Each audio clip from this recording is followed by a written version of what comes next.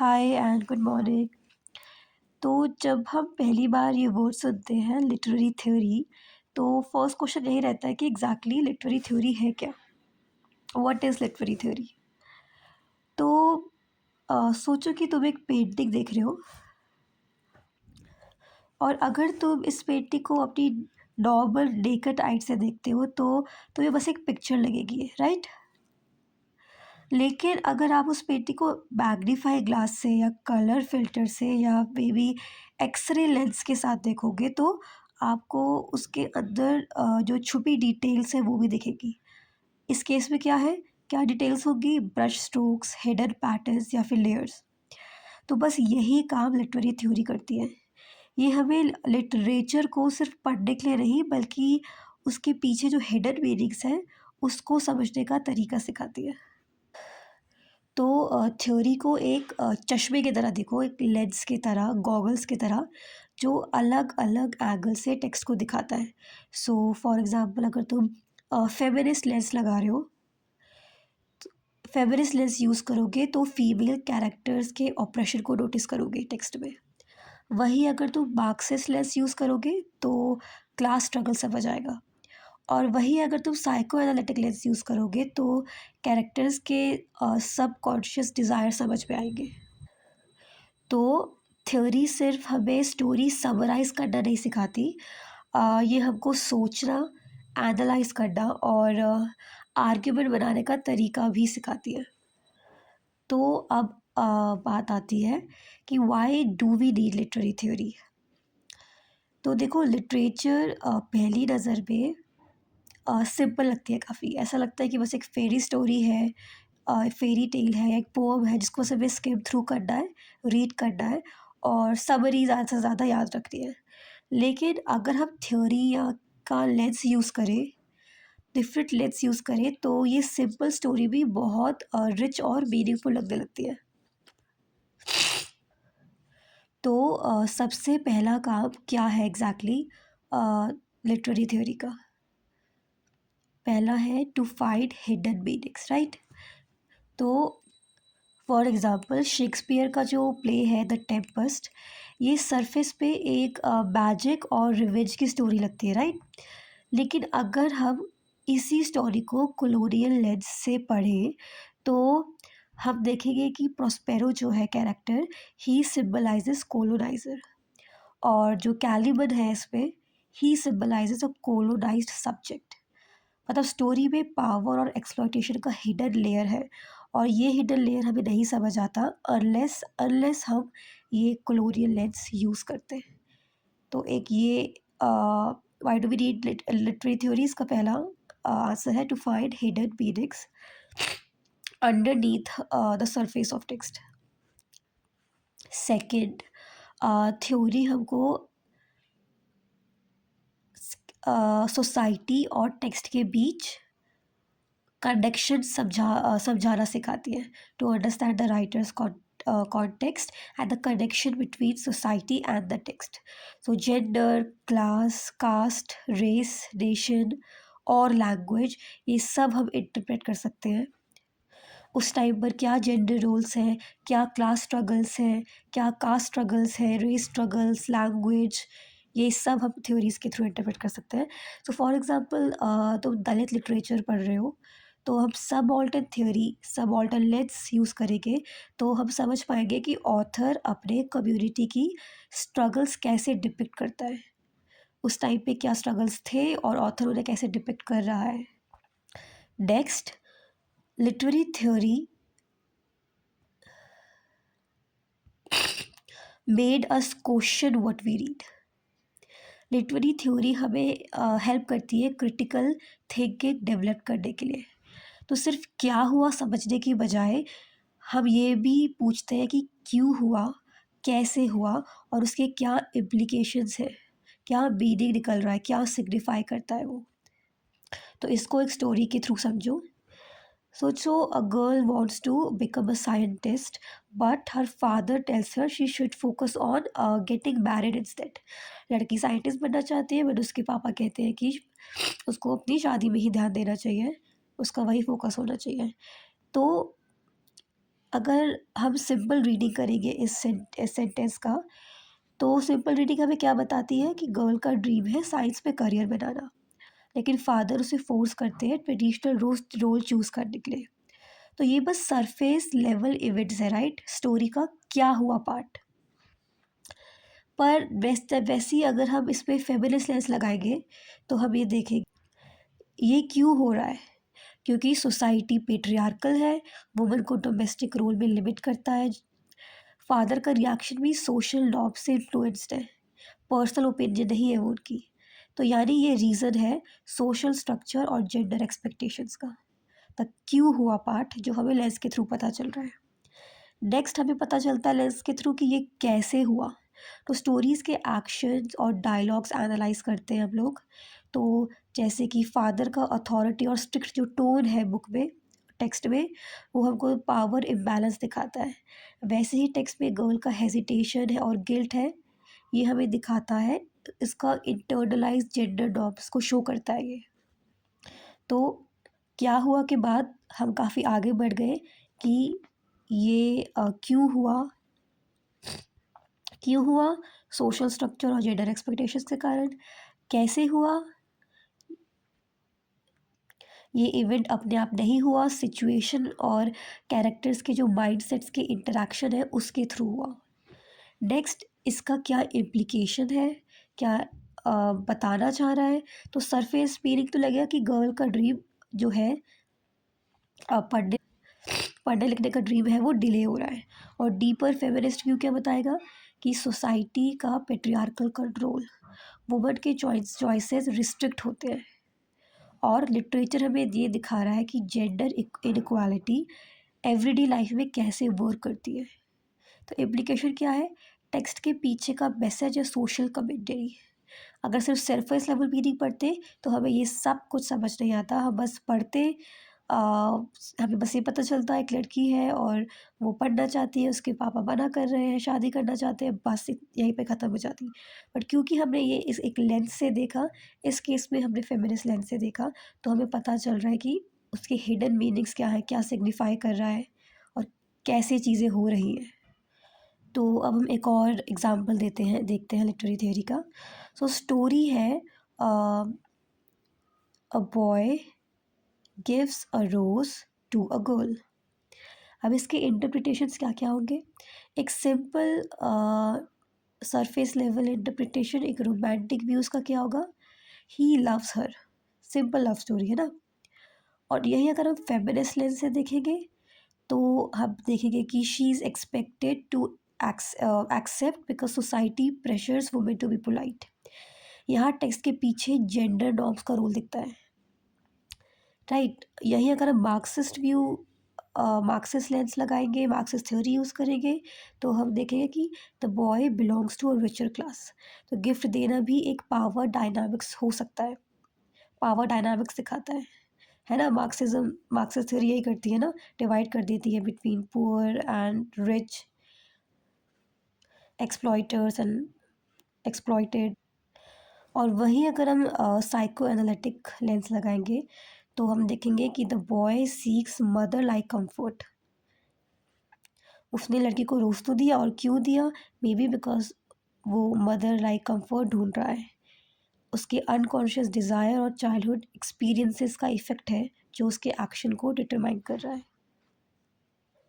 तो इस एग्जांपल से हम ये भी समझते हैं कि एक ही इवेंट को हम अलग अलग एंगल से देख सकते हैं, अलग अलग लेंस के थ्रू, हम अलग अलग चीज़ों पे फोकस कर सकते हैं एक ही टेक्स्ट में। तो चलो अब हम डिफरेंट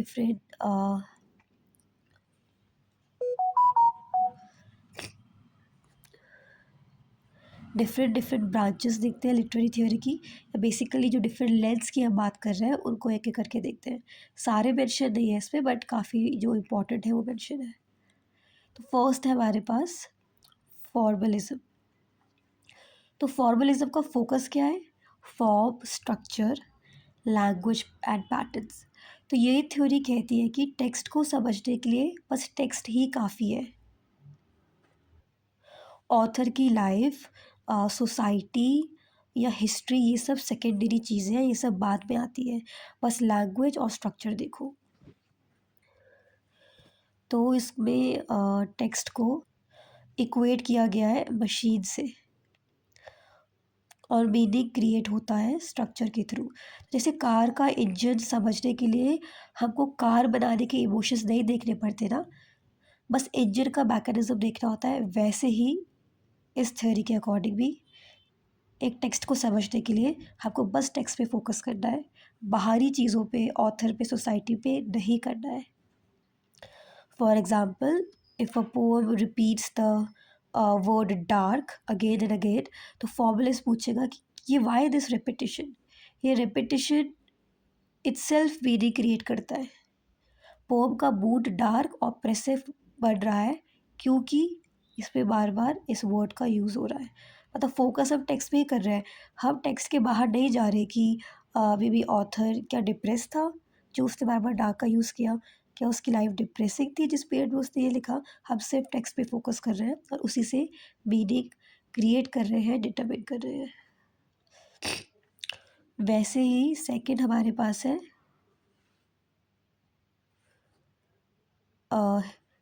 हिस्टोरिकल बायोग्राफिकल क्रिटिसिज्म। इसका फोकस क्या होता है? Authors life plus historical time.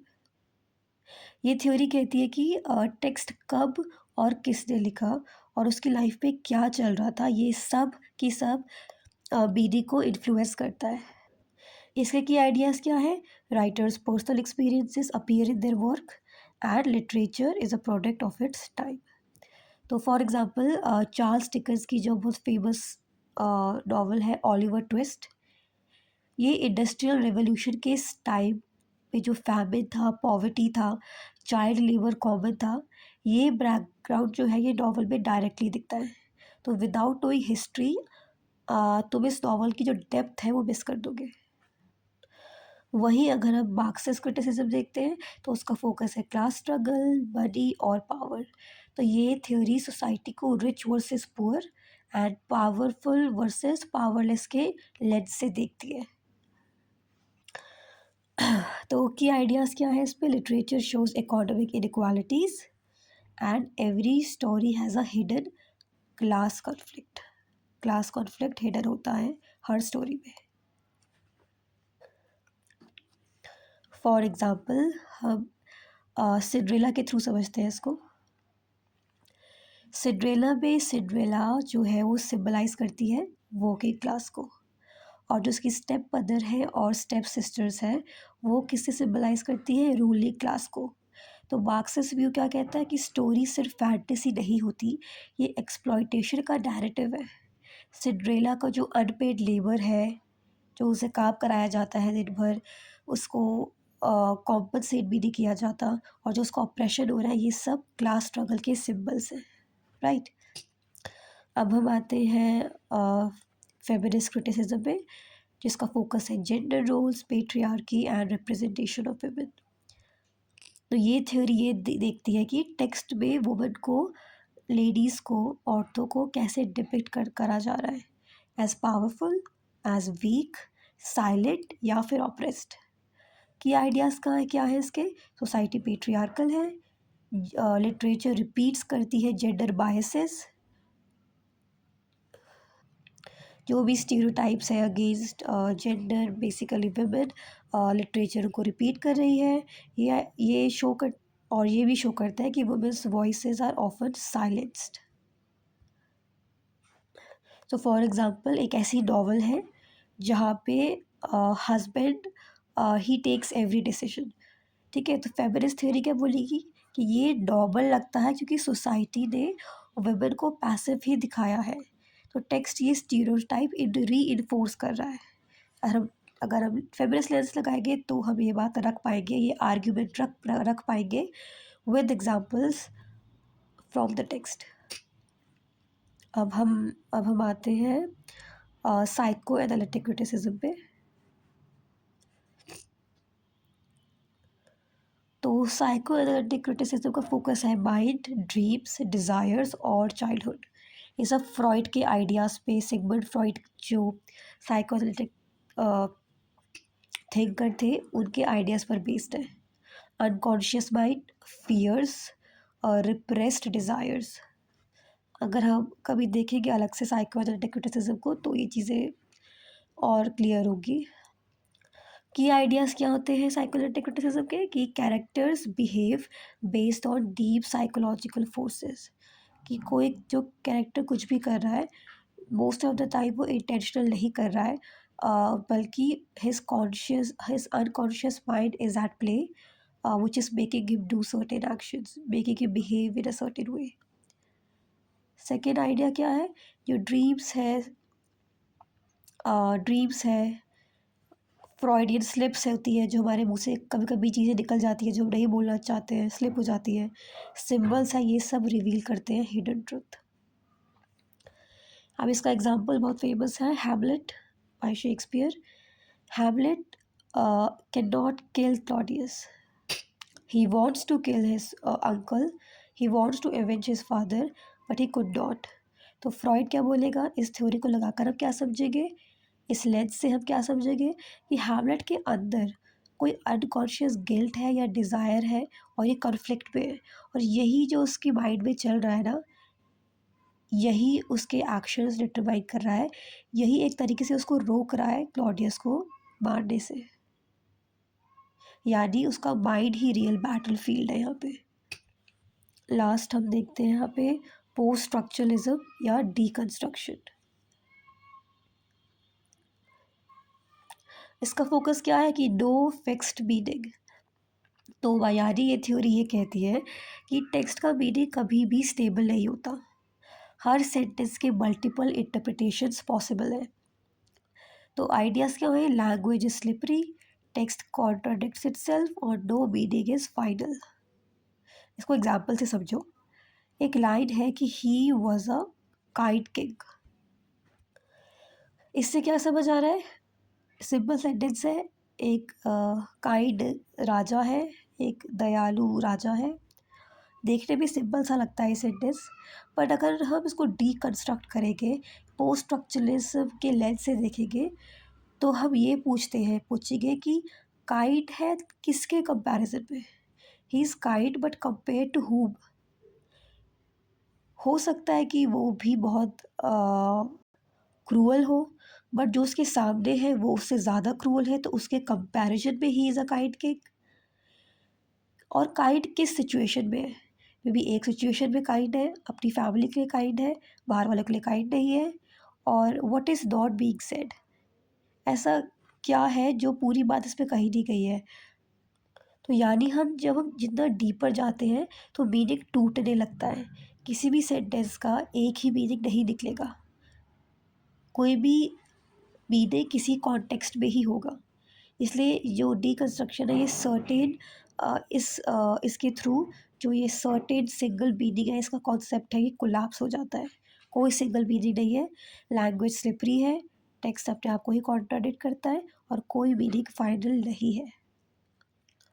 अब हम फटाफट देख लेते हैं कि कौन सी थ्योरी क्या क्वेश्चन पूछती है एग्जैक्टली। जब हम उस लेंस को लगा के किसी टेक्स्ट को देखते हैं तो क्या क्वेश्चन बेसिकली हम एड्रेस करते हैं। तो मार्क्सिस्ट और फेमिनिस्ट लेंस लगाएंगे तो क्वेश्चन होगा who has power hair.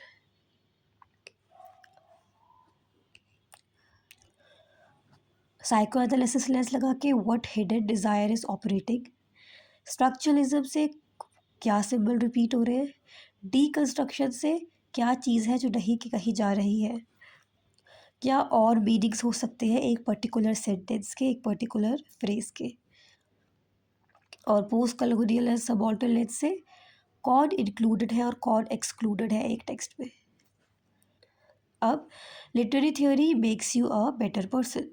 How, you start noticing patterns. जैसे बार बार आने वाले सिम्बल्स तुम नोटिस करने लग जाते हो। कोई भी टेक्स्ट, चाहे फिर वो कोई बुक हो या फिर कोई मूवी हो या कोई भी कल्चरल टेक्स्ट हो, तुम उसको सिर्फ एक सरफेस लेवल पे नहीं देखते, यू गो बियॉन्ड इट और you start analysing the hidden meanings underneath it. जैसे अभी मूवी आई थी ना कबीर सिंह, उसको कितना क्रिटिसाइज़ किया गया था। किसने किया था क्रिटिसाइज़, बेसिकली जो फेमिनिस्ट लेंस के थ्रू या और बेसिकली फेमिनिस्ट लेंस के थ्रू उस पिक्चर को देख रहे थे। जिन्होंने सिर्फ सरफेस लेवल पे देखा उन्हें बहुत अच्छी लगी, क्योंकि वो सिर्फ सरफेस लेवल देख रहे थे कि क्या हो रहा है, ड्रामा हो रहा है, सॉन्ग्स अच्छे हैं। पर अगर हम डीपर जाते हैं तो हमें काफ़ी चीज़ें दिखने को मिलती है, तो हमें पता चलता है कि काफ़ी चीज़ें प्रॉब्लमैटिक होती है मूवीज़ में भी। Second, you understand deeper meaning. सिर्फ स्टोरी तक लिमिटेड नहीं रहते हो, उसके बियॉन्ड चले जाते हो। You connect text with society. आप देखते हो कि लिटरेचर रियल वर्ल्ड को रिफ्लेक्ट करता है। And you argue like a scholar. हर बात एविडेंस के साथ बोलते हो, ओपिनियन के बेसिस पे नहीं। अगर मैं बोल रही हूँ कि कबीर सिंह में प्रॉब्लम है, तो मैं उसके साथ एविडेंस भी दूंगी कि कैसे उसमें प्रॉब्लम्स है। मैं लेंस लगाऊंगी, उसमें से एविडेंस ढूंढूंगी, फिर प्रूव करूंगी अपने पॉइंट्स को। तो कंक्लूजन में हम देखते हैं, literary theory is seeing more, understanding more and thinking more. इसके बिना लिटरेचर सिर्फ एक फ्लैट सरफेस जैसा लगता है। थ्योरी उस सरफेस के नीचे जो चीज़ें हैं उन सबको दिखाती है, हमारे लिए खोल देती है। Okay then, thank you and bye. I hope थोड़ा बेसिक आइडिया हो गया होगा लिटरेरी थ्योरी एग्जैक्टली है क्या। बेसिकली वो लेंस है, गॉगल्स है, चश्मे हैं, जो कहना है कहो, जिसको लगाते हैं और हम टेक्स्ट को देखते हैं तो हमें डिफरेंट चीज़ें नज़र आने लग जाती है जो टेक्स्ट के सरफेस लेवल पे नहीं होती। Bye bye.